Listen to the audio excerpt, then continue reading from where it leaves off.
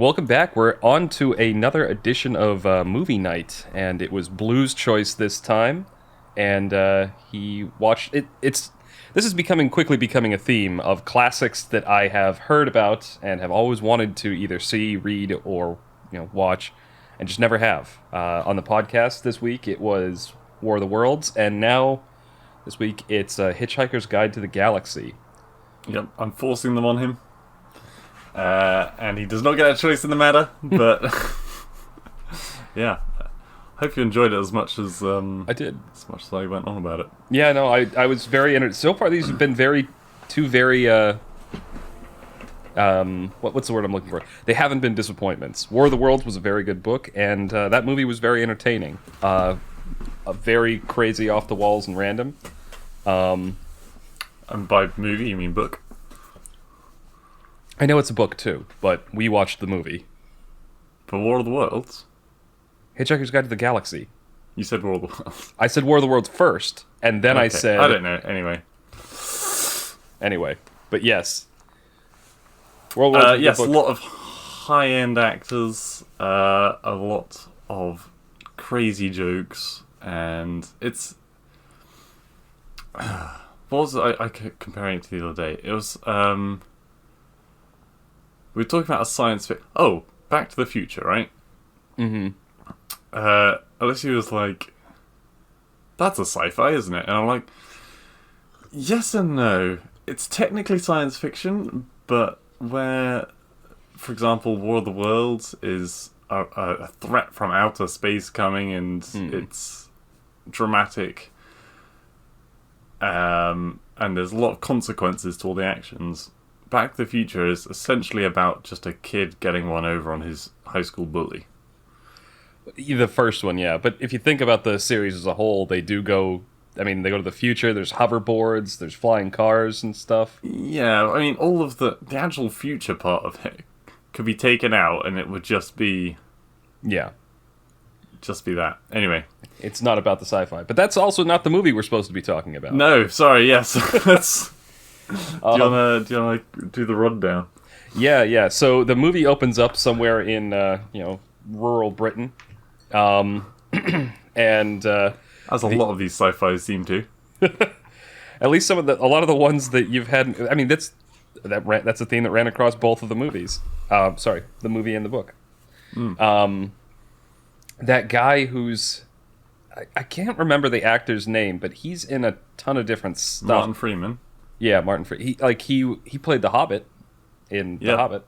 He was Sherlock's assistant. Yep. Yeah, he played Watson. Yeah, in that show. Anyway, this is him, I guess, in his younger days, looking a bit, chubbier and frumpier. Oh, okay. Yep. Yeah, you took that a much more positive direction than I did. I think I knew where you were going. I was trying to cut you off at the pass. Very first line in my notes. Hey, it's that guy. Man, he's fat. Yeah. Anyway, so he... Nah, my first line was, thanks for all the fish. It opens up with a great musical number talking about how dolphins have just been trying to communicate with us and tell us that the world is going to end and they're really aliens, and so they do this giant musical number, thanks for all the fish, and then the dolphins leave Earth. It starts with, humans believe themselves to be the most intelligent species on the planet, but in fact they are the third. Second being dolphins. And then, it goes on to say how all the tricks that the dolphins have been doing for humans' amusement has actually been warnings that the world's going to be destroyed. Yeah. And I didn't think about that until just now, but they do reveal at the end who the first smartest creature on the planet is. It just takes them quite a while to get there. Anyway, so the dolphins leave, and then it cuts to this guy, schlub in the middle of nowhere. And he comes outside of his house in the morning in his bathrobe to see a giant demolition crew there, saying that, hey, we're going to be tearing through your house and building a road, some kind of an expressway through that area. And they're like, oh, but it's been posted on a sign in town for weeks. You should have seen it and stuff like that. And so, okay. Because I feel like there are a lot of jokes. I wanted to say how the book says them as we go through. I know I said I was going to plan it differently, but... Go for it. So, in the film, they're like, I had to go into the cellar of the building to look for it. In the book, it's in the cellar behind a locked door with a sign on it saying "Beware of the Jaguar." And that's where they hid the notice. Yeah. Yeah. Anyway, so his friend comes over and like he's laying down in front of like one of the pieces of construction equipment. Like, you're not going to destroy my house, and I can't remember what the guy who's doing the demolition has a pretty funny line. He says something along the lines of, like, "Do you know how much damage it would do to this digger if it ran over you?" And he just leans down. "Absolutely none." That is taken. Yeah. It was such a good line. I got a kick out of that. Anyway, so his friend shows up and is in a bit of a huff, just like, "Oh, quickly, come with me." It's like, "Oh, don't worry about your house. It won't be that bad." And he takes him to like a pub in the middle of the downtown area, and orders 6 pints all at once. And I think the main character's like, it's 10:30. It's lunchtime, yeah. Yeah. Like, it wasn't even lunch. Anyway, so they get them, and he proceeds to like chug one of them, and he reveals to him in this that he's paying him back for saving his life the first time he was there, and he reveals that he's actually an alien, and he thought that the cars were the dominant species on the planet and was trying to communicate with a car, but it was about to run him over. Anyway, so he like the main character guy runs back to his house. Sorry. The reason they're drinking the beers is because it's muscle relaxant. Oh, I missed that. Okay. And then he also, I don't know if they mention peanuts, but I don't know if they actually talk about it. And then the peanuts is like the salt or something does something good for sickness, travel sickness. Yeah, okay, that makes a lot more sense. I thought it was just world was ending, let's get a few pints. Actually worked with a guy who, like, he had a really bad back and he used to throw it out, and he swore that, like, he would just drink beer. Wouldn't take painkillers, wouldn't take, just like, I hurt my back, I gotta go home and have some beers. It's kind of painkiller, I guess. Yeah, I guess. Anyway, but so they go back, and what was it? The house has been destroyed. Yeah, the house has already been destroyed, and it's all like kind of torn apart, and he's like sifting through the rubble, starts screaming and running away. Yeah, and it's because if they look up to the sky, there's a giant like Borg cube spaceship thing floating above the planet. Monolith. And it gives an announcement that's pretty much identical to what the construction crew said to the main character at the very beginning. It's like, your planet is, being demolished for a new interstellar, like, hyperspace lane. We posted a notice at Alpha Centauri, like, years ago. It's not our fault if you didn't read it. And, main character's friend has, like, this thumb ring that's like a hitchhiking thing. And it, like, sends out some kind of a beam, and they get teleported just as the world is blown up. And they end up on that ship that was above, and it turns out it's run by the what are they called? The Vogons. The Vogons. And but first, okay, they show you the Hitchhiker's Guide to the Galaxy book. Oh, that's right. Yeah. And I did really like these segments. They cut to them every now and again, and they do them in this very like infomercial kind of style, where it's like they give you little clips about. They do the Vogons, like, the Vogons are this. So, what Kaiser's talking about is there is a book called The Hitchhiker's Guide to the Galaxy inside of the story, where it's like an encyclopedia for all hitchhikers, which explains basically everything in the universe. Yeah, gives you the spark notes of just like basic stuff that you need to know. And the Vogons are described that they're basically space bureaucrats, utterly uncreative. They have forms for forms for forms. And, very, very boring and dull. I think they also say something about, like, they have, what is it, the second worst poetry in the galaxy or something like that? Third worst poetry in the galaxy. The second worst being, there was a performance where a bunch of people basically committed suicide, and one guy like ate his leg while listening to it. And the most boring was like a lady from Cardiff, Yeah. which And I was think, thankfully destroyed when the planet blew up. yeah. Thank you. I remember that line. I wouldn't have been able to quote it right. Anyway, so they're on the ship, and the Vogons don't like hitchhikers, and so they're trying to, I guess, avoid being caught by them while hopefully another ship comes up and will rescue them. But what happens instead is, well, they're caught. They're like chained to a table and forced to listen to the poetry of the captain of the ship. And they do their best to like flub their way through complimenting it and not get killed. And doesn't work. Captain calls them on their bullshit, and they're spaced, you know. And then there's like, I love there's like a voiceover. It's like the human body can survive 30 seconds in space without a suit, and it's like the odds of someone actually picking them up in that time are some million to one. And then cue the giant ball ship that pops in and gets them. The Heart of Gold, it's called. Yeah, and I think there's a couple flashbacks here where they introduce the characters who were on this ball ship. Yes. So one of them is the president of the galaxy. What? You're doing a weird look. I'm trying to remember his name now. It's like Beetlebop. Yeah. It's, Fuck, I've forgotten now. I just finished the book earlier today. I was just calling him Bebop in my head. It'll come back to me. Go on. Yeah. Anyway, so he's think like 80s, like rocker hair. You know, and he is a bit of a dumbass. He seems to have gotten elected on a fluke. Well, this is one of the parts from the book that I think you would have really liked. It's it's something along the lines of everyone but like 6 people in the entire universe believe that the president of the universe has power. The other 6 put him there to distract people away from the idea of power. That's a clever line. Yeah, and so basically he's the actual position is basically just a label. What I actually wrote in my notes was, this is an example of why direct democracy is shit.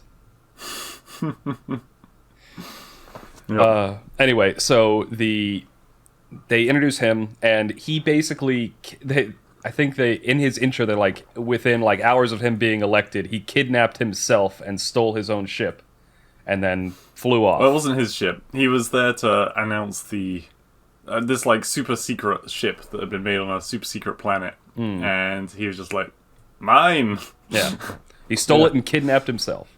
Yes. And the other person on the ship, I can't remember her name, but Zoe Deschanel. Trinity.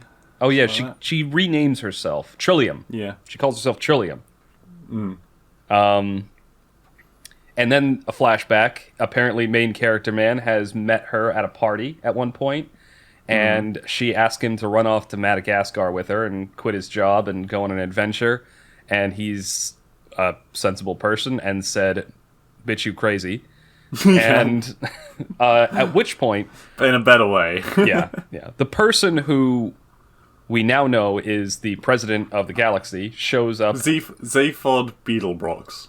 Zaphod Beetlebrox. I'm not going to remember that. I think. But he shows up, and I think I got the flashbacks out of order. I think they do her flashback first, because you're not supposed to know he's the president at that point. He shows up and whisks her away off to go on some crazy adventure, which it turns out is space.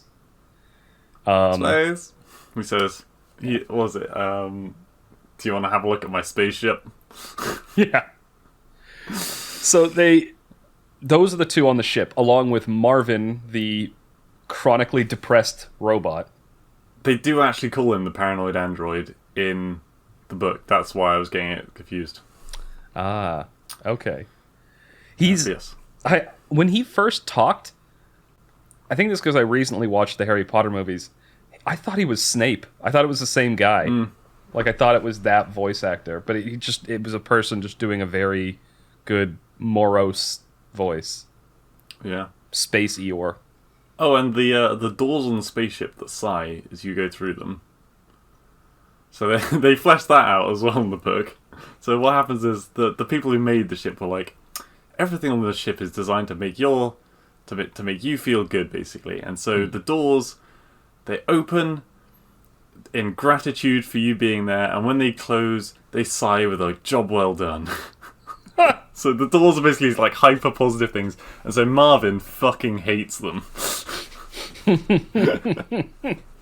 There's a line, and I didn't quite. I'm starting to understand what was meant by this. Again, quoting the guy that does zero punctuation, he was he was talking about a game, and he referenced Hitchhiker's Guide to the Galaxy, and he said something along the lines of, "It's like finally having read the book of Hitchhiker's Guide to the Galaxy and seeing what they were banging on about in the movie was all about," or something like that. Like, because the implication being the movie does move at a fairly breakneck pace, and a lot of stuff happens, and it is like a lot of it you just kind of put down to space weirdness. Well, they add in a lot of things as well, but all the things that they mention are very accurate to the book. They're just cut down. Yeah. So the book fleshes it out. Yeah. Anyway, so they all have a little bit of an introduction on the ship. You probably want to explain the probability drive. I will get to that when they use it. I was gonna. They did turn into a sofa. Oh, okay. That happens when they when they arrive on the ship. But I was gonna kind of explain that all at once when they use it to travel. Very soon. But yeah, so they get on the ship, and there's a brief round of introductions with all these people. Apparently, President Man and Guy's friend know each other. They met some time back or something like that, or they're cousins or something. Cousins. Yeah. They're cousins. That's what it is. Ford Prefect. Yeah. That's his name. And so they have a little heart-to-heart. Main character catches up with Trillium, as she calls herself, and it's kind of established that she doesn't know that the Earth was just blown up, and the president threatens him to shut the fuck up and not tell her that the Earth was blown up. And the way they travel on the ship, which I'll get to now, is the improbability drive. It's essentially just... I can't remember exactly how they describe it, but it's essentially hyperspace with a little bit of random thrown in. Yeah, so it completely randomizes everything. I don't know how it manages to propel them forward, but it travels through every atom of the universe, basically. And in order to do that, it has to make things insanely improbable, so random things happen. Yeah. I think when they first show up on the ship, like Blue said, the two characters, Ford and main character who... Is it Arthur? Yeah. Yep. He's... They're both turned into sofas. At one point when they use it, they're all transformed into ragdolls. Literal, claymation kind of ragdoll things. Yeah. He vomits rainbow string. Yes. Let's see, what else happened? Flowers. Whenever they use the drive, you see the ship transform into a bunch of random stuff before it pops in wherever they're going. But the first planet they get to. Yeah. Oh, sorry. There's another random flashback at some point when they're talking about the computer, the answer to everything. Mm-hmm. Does that flashback happen yet, or is there? That's when they're talking about Magrathea. Yeah. I can't remember when they mentioned the computer. I'll just talk about it now because it's general background information that does become relevant, and this is where the meme of 42 being the answer to everything is. They talk about how this species of people created this amazing supercomputer that would be able to tell them the answer to everything, the secret to life, and they go up and they ask it, what is the answer to life, the universe, and everything? And the computer says, I'm going to need some time to think about this. Come back in 7 million years. And they do. And the computer's 42. which, again, and no one understands what the fuck that means. And again, this is a meme that I have known about for ages before I ever saw the movie. And when I saw the build up to the scene and them making the computer and doing the intro for it, I was like, oh, this is where it comes from. But So I think I actually prefer the book version of it. Instead of it being, because in the film it's like on a Mayan temple and two ancient looking children are talking to this massive computer. In the book, it's two like technicians that have made the programs, and they're sitting in an office with it, and they're like, okay, we want to know the answer to life, the universe, and everything. And then these two like sages or priests fly through the door. They're like, whoa, you have to shut this thing down right now. This is going against everything. We're meant to be the ones that tell you what the universe is about, not a big computer. This is going to put people out of work, kind of thing. And they're complaining about that, and they're like, and the computer's like, well, hang on, this is going to take me 70 million years, whatever.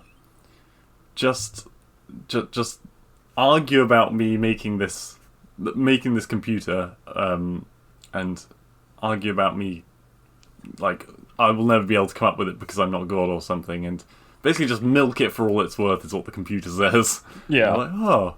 And then they go off and get really rich. I do like that version a lot better. Yeah.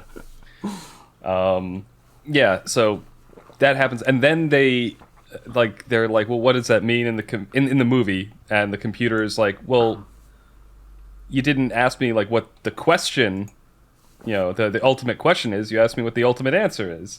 And they're like, okay, well, what's the ultimate question? And the computer said something along the lines of, oh, that's not my job. Yeah, it says, I'm not smart enough to do it, but I'm smart enough to make the computer that can work it out. Yeah. And so well, you don't say that next bit. I know, but at that point in the movie, I predicted the ending from that moment in the movie, because it seemed pretty obvious.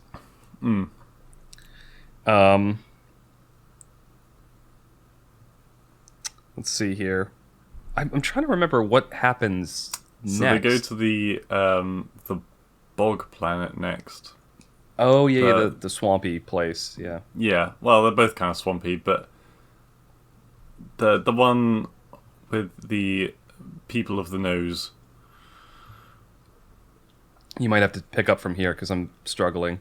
So they land on a swamp. Well, no, they get to a planet, and Zaphod's like, this planet, and he's just screaming a name.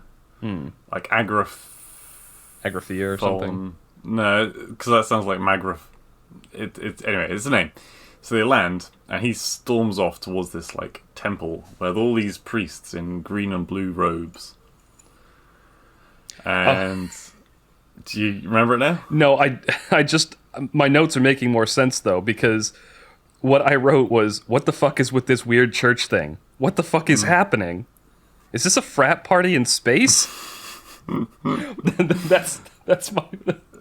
So they walk into this big hall, and famous French actor, I can't remember his name, is like the head priest, and there's a whole room full of these robed people, and they talk about how they believe that the universe was born through a creature sneezing or something, and that the end of days will come about when the mighty handkerchief descends. And so they finish their prayers with a sneeze.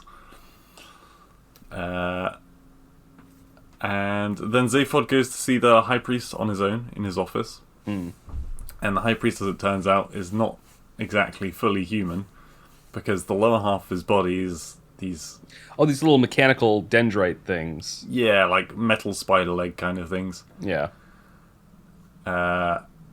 And he says to Zaphod, basically, you're going to Magrathea. There's a weapon on Magrathea that I want. If you bring it to me, I will give you the coordinates to get to Magrathea, I think. And as payment so that you will come back and give me the weapon. I remember this part. Okay. I didn't say it earlier, but it's established that Zaphod, the president guy, has two heads. One of them is like under his chin. Like he occasionally he'll like his upper head will just fly back, and there'll be another face in his throat that'll just talk, and it's usually angrier. And he explains that because there's certain like mental requirements to become president, and so it had to be installed or something like that. Yeah, it was. I can't remember the exact details, but in the book, his basically you weren't allowed to have your whole brain to be the president. So what he did was he split his brain in half. So he still technically had his whole brain, but in two halves. Yeah, which was the two, the neck brain and the head brain. And so he gives up the neck brain to the guy as collateral so they'll come back or something like that. So it cuts that out, and then he's wearing like a bloody scarf for like the rest of the movie, which is kind of weird. He's also a bit more of a dumbass for the rest of the movie because now he is missing half his brain. Yep. The Vogons arrive again. The Vogons arrive again. And I believe they captured Trillium at this point. Like they're getting away. And does she get left behind, or do they like catch her in the chase? She runs out. She's threatening Zaphod because he's the prisoner. Mm-hmm. So the Vogons aren't attacking, and then I think they like just swarm her or something, and they end up carrying her off. Yeah. Oh, right, because they've been looking for the kidnapper of the president, and so she establishes herself as that person. And now they have to come up with a plan to rescue her from the Vogons, who have her in prison and are questioning her or torturing her or something. But it takes a while because there's a lot of paperwork to fill out. And so they get there. They get to the prison planet or wherever it is where she's being held. Also, at some point, I don't know if I think it's been established at this point, stuff in this movie happens so randomly that I'm having trouble like remembering what order it all happens in. Yeah. But at some point they also find out that the president signed the order to have Earth. That's that's as Trinity or whatever the fuck her name is making it out of the prison. Well, I think everyone else finds out about it earlier than that. But she finds out about it after they're heading out. No, because when she says it, screaming at Zaphod, Arthur's like, wait, he did what? Okay. I thought he already knew that at that point, but okay. So they crash land on this planet, and it's Marvin, Zaphod, Ford, and Arthur. Yeah. You said Arthur twice. Yeah. And Marvin. To get in, they have to take Martin's arm for some reason. Well, no, they have to walk across that field first. With the fly swatters. That's fucking funny. Yeah, there's a field, and it like fly swatters pop out of the ground and slap them in the face if they have an idea. And so every time they're having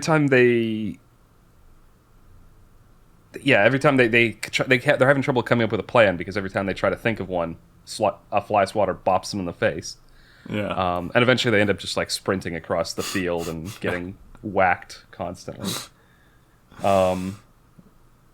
And they make it to this place, which is essentially like a space DMV, or RMV, DMV, Registry of Motor Vehicles. It's the Vogon homeworld.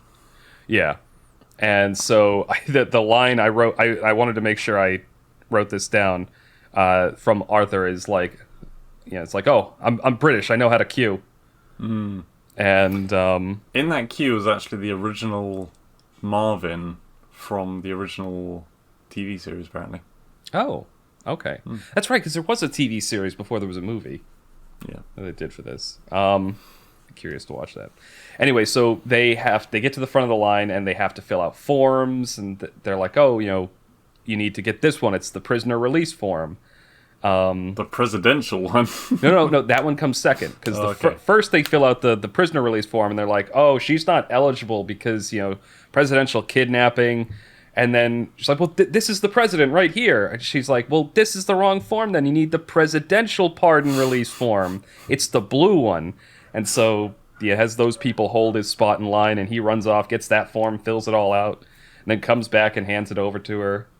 Meanwhile, she's just been told that the Earth has been destroyed. Yeah, while in the interrogation room, and I think she's like about to be executed or something like that, and that's when the form comes in. And so it's while she's still in the interrogation room, and they slide over the piece of paper, and it says "Love and Kisses, Seyfod." Yeah, he thought it was an autograph form that he was signing when he signed the Destruction of Earth order. But I think one of the funny things to me is, so there's also, I don't know if she's like an admiral or if she's like the vice president or something, but there's a human-looking woman who's always around the Volgons, and like she's there with them when like they're about to execute Trillium. And then the form comes through, and I loved the look of disappointment on her face when like the form comes through, and immediately the guy who's about to execute her is like, "Oh, it's a form. She's free to go." And and this other human person next to him is just like, "What the fuck?" Because she's hot for Zephod. Yeah. So she gets released. This is where there's that whole like angry exchange between Trillium and the president. Like, you know, what the fuck? You thought you were giving an autograph and you signed the destruction of Earth.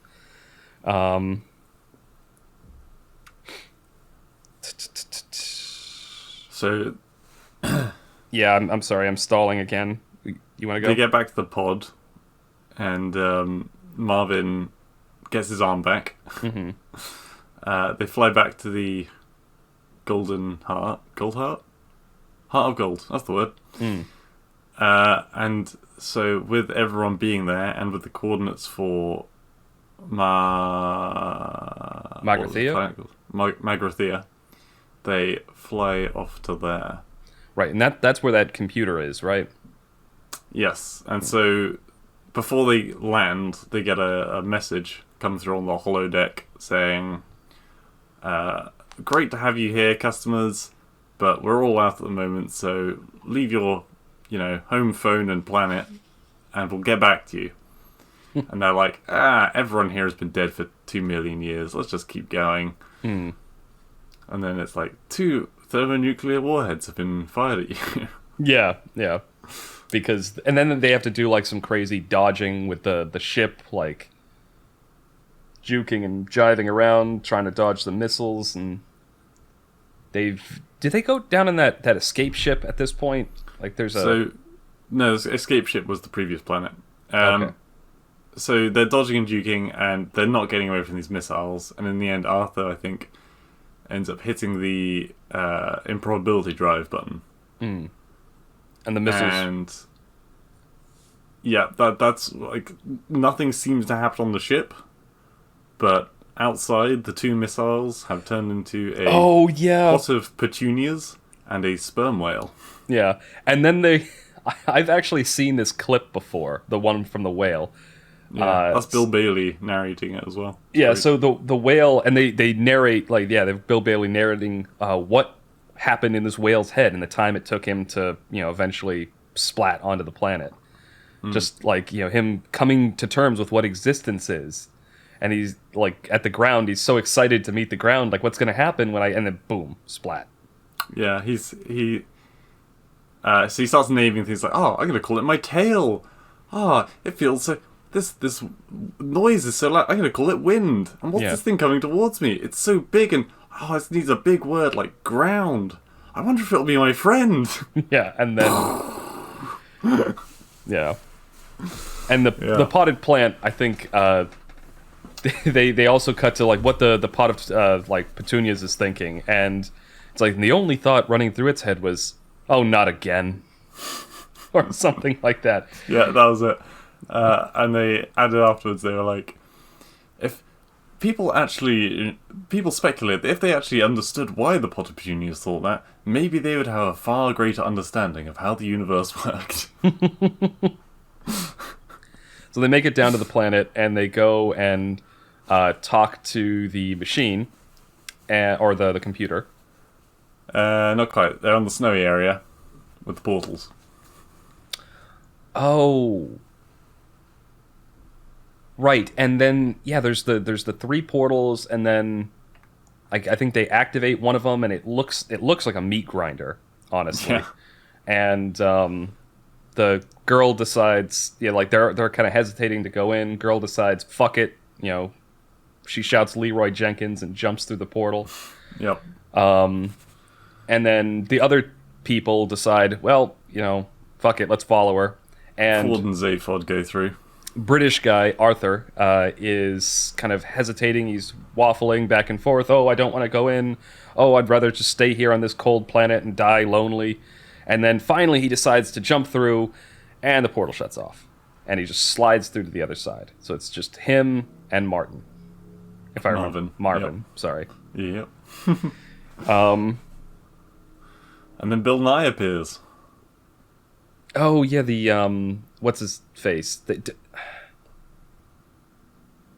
I know this actor from places, but I can't place his name. Oh, Bill am Nye. I skipping? Is it actually Bill Nye? Yeah. Isn't it? Or is it Bill Nye? I can never remember which. I don't know. Go for it, though. Anyway, yeah, so this old man just appears and says, oh, come through this portal with me instead. Because Arthur can't follow them, because he can't find the button, I guess, for the portal that they went through. And so he goes through this portal with this random man, just leaves Marvin there. Yeah, I mean, Marvin just gets left there, Poor bastard. another excuse to be mopey. And then it goes to the people at the temple, if you want to continue. Okay. The people, the other ones, the ones that jumped through first, they do arrive at the temple, and there's the big old supercomputer. And they go and talk to it and find out that the supercomputer has just been sitting there watching TV for the last several million years. Yep. And just hasn't really gotten much of anything done. And I think the computer at this point, what is it? It tells them to... It tells them where to go next. It tells them that they're... the answer was being computed by something else that was created, right? I can't remember whether it tells them that or not. I think it might have done. Yeah. I only remember the bit, laughing at the bit where the the computer was watching TV the whole time. But I think they do go to what is happening with Arthur at this.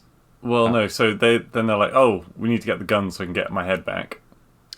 Oh, right. There's it's the gun. It's like a perspective gun or something like that.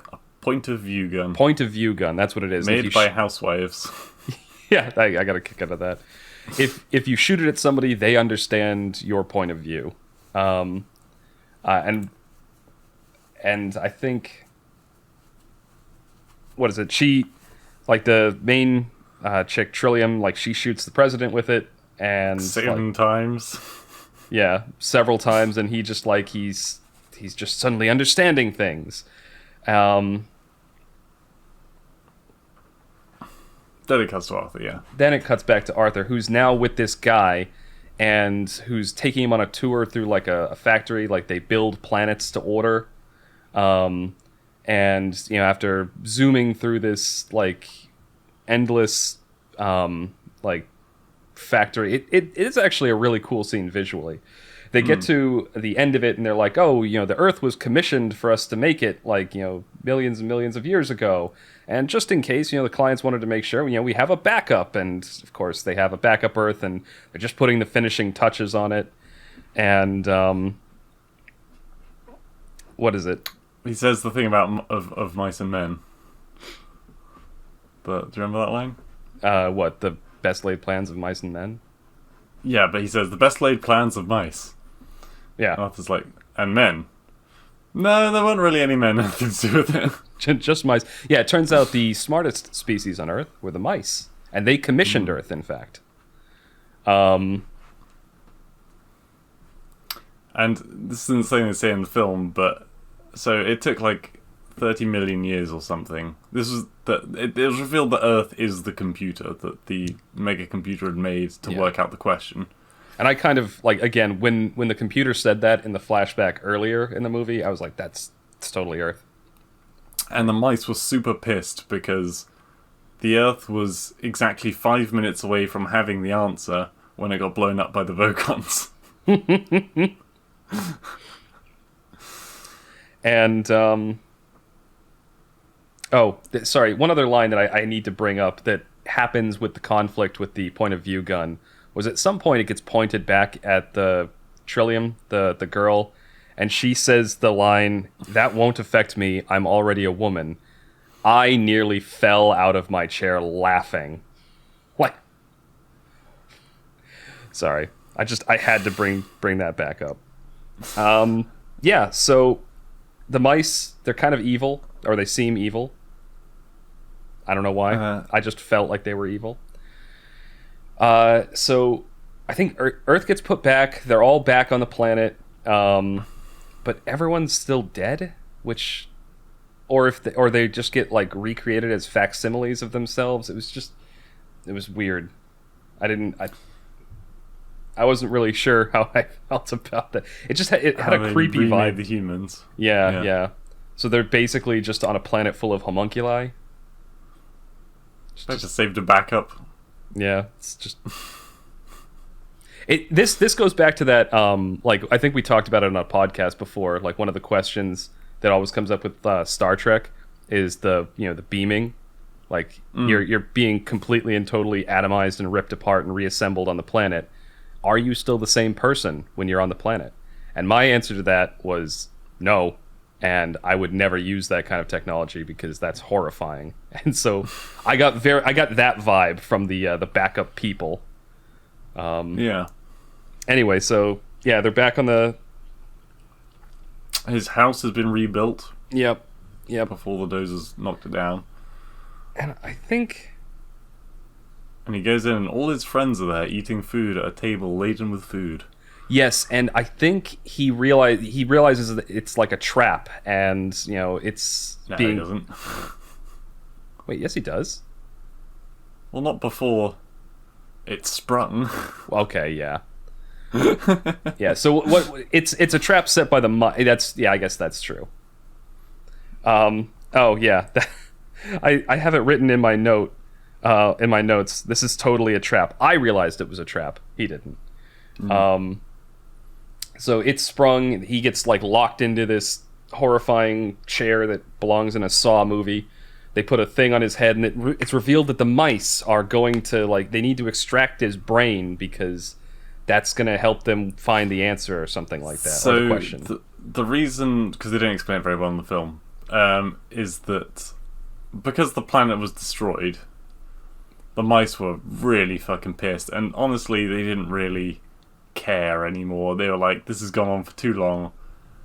We need to report back and say that we have some kind of answer. So we're just going to take your brain and think up a good answer to the question, rather than actually getting the real answer to the question. Yeah. So we're just going to take your brain. Yeah, and somehow how does he escape from that? Something happened. Like, does his friend himself out of the chair? Okay, and he just hulks out of it.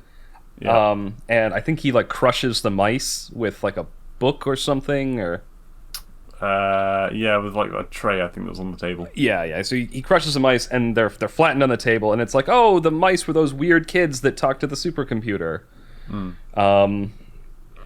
Anyway, I think then the Vogons show back up, and they have the house surrounded, and this is a great scene. They have the house surrounded, and I think the point of view gun I don't know if it gets modified or he flicks off the cap at the end that stops it, changes it from being like a little dart gun to being like an AoE a bazooka. Yeah, exactly. And Martin uses it. Marvin. Is it Marvin? It's Marvin. I keep wanting to call him Martin. Marvin uses it, and so he's horribly depressed and just fires this wave of chronic depression out at all the Vogons, and they just all fall over crying. And I gotta tell you what the book, because I think you'll love the book ending even more. So there's one thing that I wrote here, and I'm kind of curious because I think in the movie the chick that's with the Vogons the whole time. I can't remember her name either. I just called her Butt Chin Girl in my notes. But she wasn't affected by the depression gun for some reason. Yeah, because she's a woman. Oh, ha.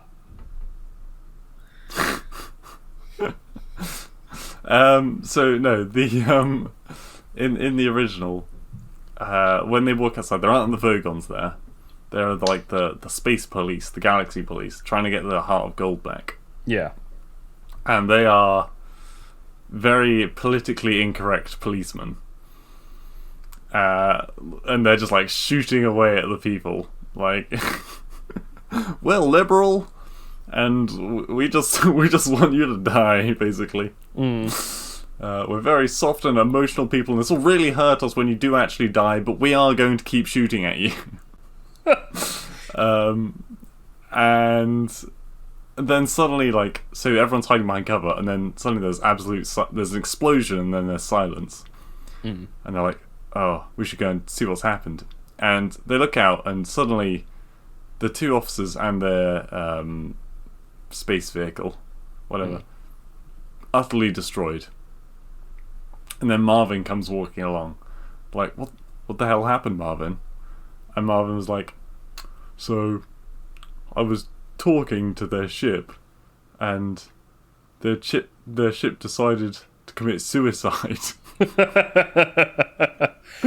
Literally, Marvin just started talking to their vehicle, and it blew itself up and killed the two officers that were next to it. Because it was, yeah, a short conversation with him was all it took. Yeah, I do like that ending better. It's funny. But yeah, sorry, and then you want to finish it off. Yeah. So there really isn't much left. Like, the Earth is restored, the people come back. Oh, I think doesn't the guy who's restoring the Earth, like, he asks Arthur, like, if he wants to make any changes, if there's any differences that he wants. And in theory, he was meant to say, like, I want there to be no cancer or something. Yeah, or something like that. Or I want, like, I don't know, $1 billion.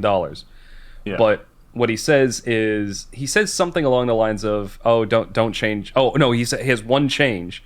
And the change is he's not going to be there. And so him and Trillium go off and ride off into the sunset in their ball ship. Everyone does, yeah. With the rest of the party, with the president and Ford and Marvin. Marvin. It is. I got it right. Marvin. Good job. They go off for a meal at the restaurant at the end of the universe. Yeah.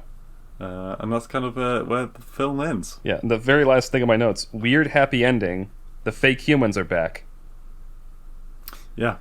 Well, they were fake humans to start with, though, weren't they? That's true. Yeah. That's true. They were always homunculi. Yeah, I did enjoy the movie. It was very, like, normally when we do these plot synopses, I have a very easy time going through the movie, because a lot of movies have a flow to them. The story follows in kind of a logical order. This one, it was just so much random shit happened. Like, I remembered everything that happened, but it was all in the wrong order in my head. Well, apart from a few changes, like, at the end, like, okay, so in the book, they get picked up from Earth, and they go straight to Magrathea. Okay, so there's not all that. Skip the other two planets. Okay, yeah, there's not all that fucking around. So does the whole bureaucracy scene not happen with the forms and stuff? Correct. Oh, okay, that was an invention of the movie. Yeah. So they do the missiles thing, and they land on the planet. And oh, by the way, the whole time, instead of there just being two mice on the spaceship, there are actually two mice that Trinity had brought along with her. Ah. They were like her pet mice.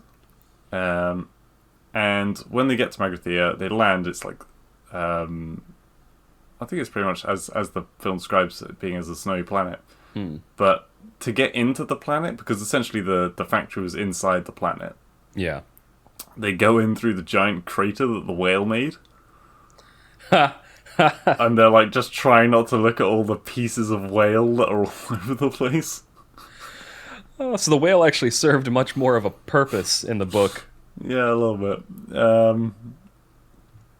And they tell Arthur to stand guard with Marvin, and that's how they split up that time. There's no gun. There's no point of view gun at all. And Arthur still meets the strange man, and the strange man explains in a lot greater detail the mice and that kind of thing. Also, Zephod Beetlebrox, he has like an existential crisis where he's like, there are parts of my memory that are missing that have been purposefully removed by me, and I know that's by me because he signed his initials on his brain in the area that he like restricted. And he knows that he has to keep doing what he's doing, but he's not allowed to know what he's doing, because if he knew what he was doing, it wouldn't work for some reason. And yeah, it gets quite spooky regarding that. And he seems a bit more intelligent. Yeah. Yeah, I very much enjoyed the movie. I'm curious. I think I'd be curious to read the book because there was enough interesting tidbits of lore about the universe and how everything is put together that I'd love to actually get more detail on how all of that is and why a lot of it happens. I'm gonna try that Pangalactic Gargle Blaster. the cocktail that they make. Yeah, I remember it. It feels like having your brain smashed in with a golden brick wrapped in a lemon.